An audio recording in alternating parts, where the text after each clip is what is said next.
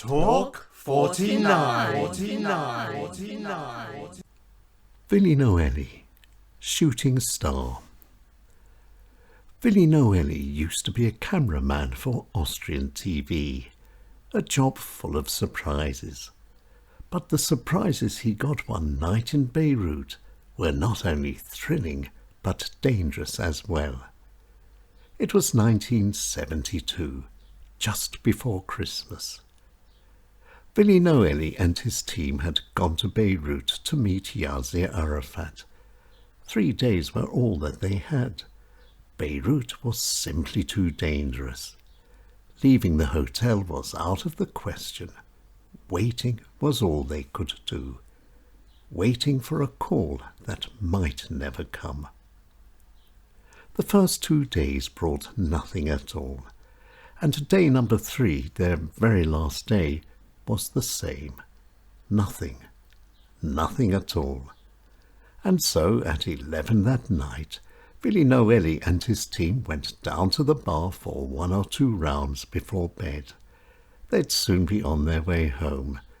Going home with no story. Not very nice. Then came the call.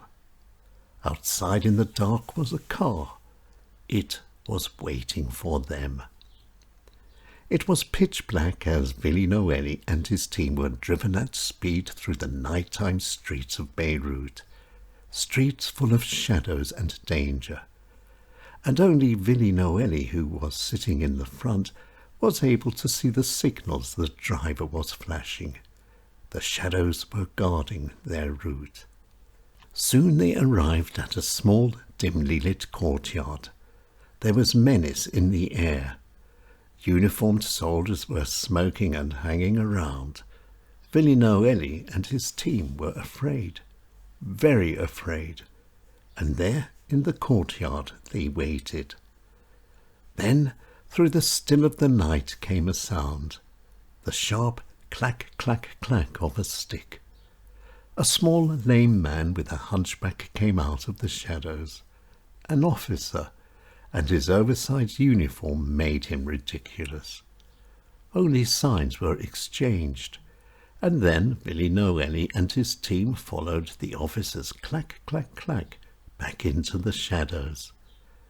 They came to a dimly lit door in a wall, and there, deep underground, was a bunker smelling of waiting and stale Turkish cigarettes. The furniture was simple. An English red leather 3-piece suite, a table, and on one of the walls a mountainous landscape. But there were small comforts too.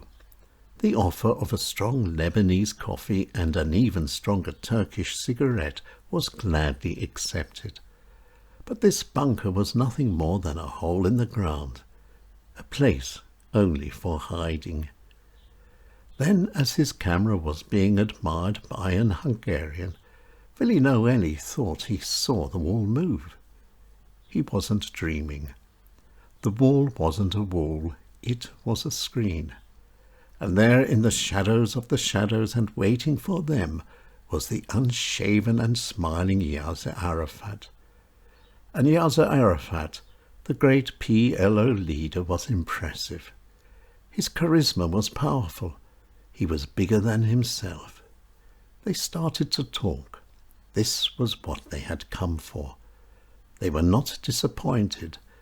This was one of the most interesting and powerful discussions Willi Noelle had ever experienced. Yassir Arafat did have a message, and he told it. A few hours later, Willi Noelle and his team took off from Beirut.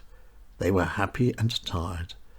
They had got what they'd come for, a brilliant interview with Yassir Arafat.